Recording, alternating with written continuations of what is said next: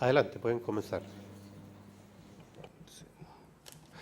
Buenos días, muchas gracias, señor presidente, señores miembros del panel, señora secretaria.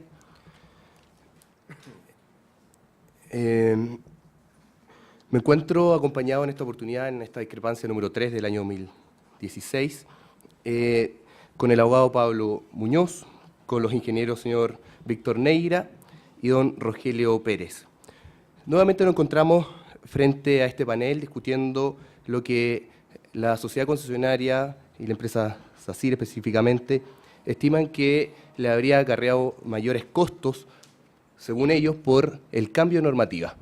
A mí me gustaría referirme primero a que esto se refiere a un supuesto mayor costo por la aplicación de la normativa vigente, ¿ya? Para que utilicemos de mejor manera el lenguaje.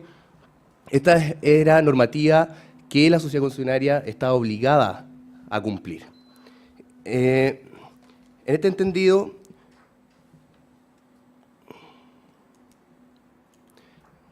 no funciona esto. Ahí sí. En este entendido tenemos que comenzar retrotrayéndonos un poco, porque si bien existió un pronunciamiento previo de este panel en cuanto a alternativa de acceso a Iquique, existe solamente un pronunciamiento y el cual se encuentra disputado en estos momentos ante la comisión arbitral. Por lo tanto, no podemos utilizar como base el pronunciamiento anterior, entendiendo que se encuentra controvertido ante la comisión arbitral del contrato.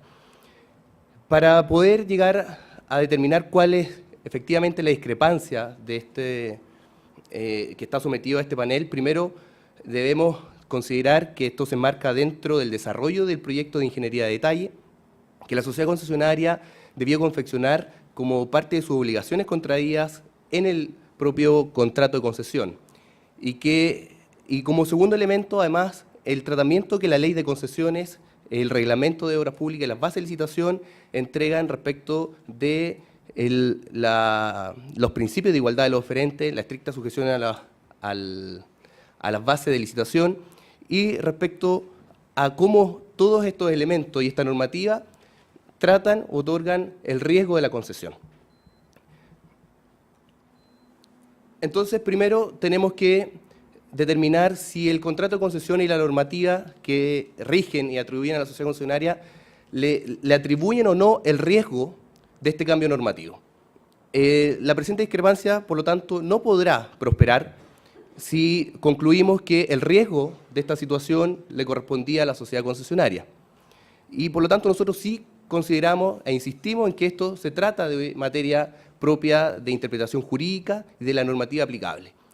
Y solo en el caso contrario, o sea, al estimar que no corresponde asumir este riesgo a la sociedad concesionaria, podremos iniciar recién el análisis de la hipótesis del artículo 19 de la Ley de Concesiones. Análisis del artículo 19 que por nuestra parte se realizó en la presentación, en la contestación de la discrepancia y que abordaremos en esta presentación. Como segundo elemento tenemos la verificación de los requisitos de procedencia. O sea, primero determinamos los riesgos, segundo verificamos los requisitos de procedencia de esta hipótesis del artículo 19.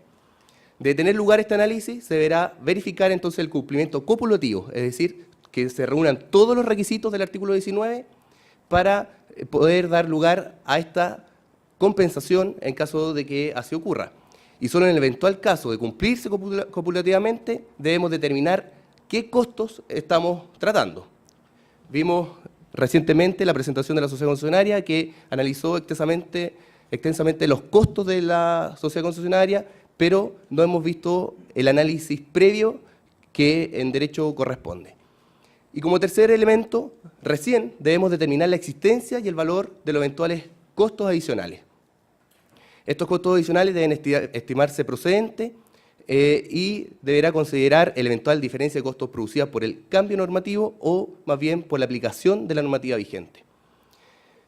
El Ministerio de Obras Públicas considera que, primero, el riesgo corresponde única y exclusivamente a la sociedad concesionaria en base al análisis que se entregó en la contestación y en base al análisis de toda la normativa vigente, la concesionaria debió hacer frente a este riesgo.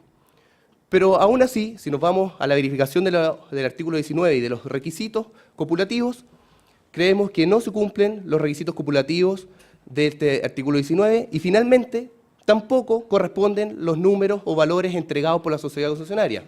Tanto es así que hemos visto cómo se han hecho consultas por parte del panel, por lo cual estamos bastante de acuerdo, y la verdad es que también nos llama la atención, y lo demostraremos en esta presentación, que si bien existen cambios entre el manual de carretera y el reglamento de señalización del tránsito entre el año 2010 y el año 2012, estos cambios que nosotros no discutimos, pero sí controvertimos en la concurrencia de estos requisitos y de los valores, nos llama profundamente la atención que si aumenta la superficie de una señal en un 10%, el valor que nos está imputando ahora la sociedad concesionaria sea más de un 100%. Y más aún, tenemos algunos ejemplos que vamos a ver a continuación, en el que la señalética se reduce en superficie, pero este monto aumenta. Eso la verdad es que nosotros todavía no podemos entender cómo llegan a esos números en el cual, disminuyéndose la superficie, aumenta el valor. Para poder llegar a ese análisis de precios, primero, como señalé, tenemos que analizar toda la concurrencia de los requisitos copulativos del artículo 19, que se va a referir mi colega Pablo Muñoz. Bueno, señoras y señores miembros del panel, muy buenos días. Señora secretaria, a todos los asistentes les deseo muy buenos días. La verdad que hemos querido, en una segunda lectura de esta situación, ya que presenta caracteres muy similares a lo discutido a propósito de la concesión de Iquique, hacer presente a este panel, someter a su reflexión nuestros planteamientos respecto a la dinámica de análisis que tiene la discrepancia en su contexto completo. No solamente el punto de vista de la diferencia de cotos que hay entre una normativa y otra. En este análisis hemos querido, de acuerdo al orden de prelación que acaba de explicar Óscar Gajardo, establecer que aquí, primero que nada, hay que analizar si esta situación estaba abordada desde el punto de vista del contrato de concesión, que es lo primero que rige para las partes. Y segundo, si no estaba abordado o no establece la distribución de los riesgos, aplicar una situación excepcional o una causal excepcional o una hipótesis de compensación excepcional establecida en el inciso primero del artículo 19, que está establecida en términos muy particulares y que establece la procedencia de requisitos copulativos, que basta que no concurra uno de ellos para que esta causal no sea aplicable. En ese orden de ideas, de acuerdo a nuestra reflexión y haciendo un pequeño resumen de lo que expondremos, aquí hay un contrato de concesión que establece obligaciones expresamente establecidas que fueron conocidas por la sociedad concesionaria desde el momento en que tomó conocimiento de la fase de licitación. Ese contrato, en el caso particular que nos ocupa, contempla la obligación de diseño de los proyectos de ingeniería de detalle de acuerdo a la normativa vigente, situación que también está ratificada en la ley de concesiones y en el reglamento que establece que el concesionario es responsable de cumplir todas las obligaciones que imponen la ley y el contrato. Esa obligación estaba desde el día 1, establece hacerlo de acuerdo a la normativa vigente y más aún en el caso del manual de carreteras dice bajo su versión vigente y actualizada, o sea, reafirma esa situación. Por lo tanto, la concesionaria conocía el día 1 esa circunstancia. Para ello no fue imprevisto este cambio. Ahora, las bases de licitación establecen toda una serie de mecanismos de exigencias y facultades para que los postulantes puedan hacer una adecuada valoración de las propuestas realizadas en esas bases. Tanto desde el punto de vista del conocimiento, de los antecedentes que el Ministerio de las Públicas pone a su disposición, como la posibilidad de hacer consultas respecto a ello. Aún más, establece la exigencia de que el concesionario deberá recabar toda la información anexa, incluso en terreno, y de los organismos pertinentes para determinar el alcance de su oferta técnica y económica. Por lo tanto, son elementos que es necesario valorar para ponderar esta situación. Por otro lado, el manual de carreteras, y especialmente el manual de carreteras, es un instrumento que es de constante modificación. Y la sociedad concesionaria, asumiendo esta responsabilidad y esta obligación que estaba establecida en las bases de licitación de confeccionar los proyectos de ingeniería de detalle de acuerdo a la normativa vigente y especialmente el manual de carreteras, debió al menos consultar para determinar el alcance de su oferta técnica y económica si había alguna modificación en marcha ya que los procesos de modificación no son públicos. O sea, ellos tenían la facultad porque estaban asumiendo una obligación y obviamente si están asumiendo una obligación tienen que estar en condiciones de cumplirla porque es de cargo y riesgo de la sociedad concesionaria. El manual de carreteras es, bueno, la página oficial de la Dirección de Vialidad conceptualiza el manual de carreteras y establece dentro de los elementos que es un instrumento en constante actualización. Por lo tanto, es un hecho público y notorio que ese manual está en constante cambio y que probablemente si un concesionario asume una obligación de confeccionar el proyecto de ingeniería de detalle de acuerdo a la normativa vigente y el manual vigente, va a tener que asumir esos costos. Por lo tanto, era previsible que ellos, o era recomendable para desde el punto de vista de su propuesta, para ellos no tener un costo adicional no previsto, hacer una consulta a la Dirección de Vialidad y consultar si había alguna modificación vigente. Hoy día ya tenemos una versión 2015 del manual de carretera, distinta al 2012. Desconozco la amplitud de esa modificación, pero en definitiva es un mecanismo que está en constante modificación y que nada impide que el concesionario pueda hacer las consultas pertinentes antes de adjudicarse el contrato para determinar el alcance de las obligaciones que está asumiendo. En ese orden de ideas haremos un breve muestra de las normas que yo he comentado y un pequeño análisis de los requisitos de procedencia del inciso primero, artículo 19, entendiendo que nosotros estimamos que procede en la hipótesis de que se estima que no habría responsabilidad desde el punto de vista del contrato del concesionario de asumir estos costos, que sí lo creemos, o sea, claramente en base a lo que hemos expuesto, nuestra posición es esa. Bueno, aquí tenemos, bueno, la mención general del artículo 22 de la Ley de Concesiones, en el número 2, donde establece el régimen jurídico del contrato en la fase de construcción, donde, bueno, esto es ampliamente conocido, que las obras se efectuarán en entero riesgo del concesionario, incumbiendo hacer frente a cuantos desembolsos fueren precisos hasta su total terminación, ya procedan de caso fortuito, fuerza mayor o de cualquier otra causa. Hay un extractado, no está el número 2 completo, pero eso es lo pertinente que hemos querido hacer presente al panel. Después mencionamos las normas pertinentes del reglamento de la Ley de Concesiones, eso está regulado en el artículo 63. Dice: el concesionario será siempre responsable del cumplimiento cabal, íntegro y oportuno del contrato de concesión, de la correcta ejecución de los proyectos y de las obras y del cumplimiento de todas las obligaciones establecidas en el contrato de concesión. Vemos cómo la normativa va reafirmando este mecanismo que está establecido en las bases y que estuvo a disposición del concesionario durante toda la tramitación.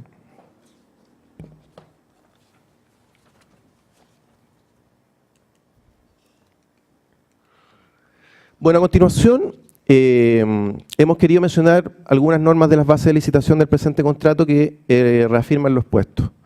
El artículo 1.5 dice, bueno, establece la obligación de que los grupos licitantes deben realizar un estudio exhaustivo de todos los documentos entregados por el Ministerio de las Públicas. Además agrega, bueno, lo que les comentaba, que deberán contar con toda la información complementaria necesaria que se va a obtener y recabar en el lugar de la ejecución de la obra y de las autoridades pertinentes toda la información necesaria para determinar dificultades normativas aplicables y costos asociados. Eso lo dice el artículo 1.5, o sea, así está estructurado en las bases. Después tenemos en ese mismo artículo una exigencia al concesionario y una advertencia. Dice: el adjudicatario concesionario no podrá aducir ignorancia, desconocimiento, falta de información acerca de las condiciones necesarias para construir, reparar y explotar según corresponda la obra y servicio objeto de la concesión, una vez presentada su oferta técnica. El artículo 1.4.3 se refiere a los estudios referenciales que serán puestos a disposición de los grupos licitantes. Bueno, dice que son de carácter referencial y que en la etapa de desarrollo de ingeniería el concesionario podrá proponer modificaciones. El artículo 1.4.5, facultad de hacer consulta sobre las bases de licitación. Bueno, esta es la posibilidad que le da las bases de hacer consultas directas al MOP. No obstante que ellos también pueden recabar como parte de las exigencias de las bases la información directamente de los organismos que tengan pronunciamiento de intervención en los proyectos y que puedan ver afectados sus estimaciones de oferta técnica o oferta económica. Aquí, bueno, hay que resaltar que la respuesta a estas consultas se incluyen comunicación llamada circular aclaratoria y muchas de esas circulares aclaratorias emitidas por el Director General de Obras Públicas van generando modificaciones de las bases de licitación que finalmente son las que rigen el contrato. Algo así, sí. Allá va.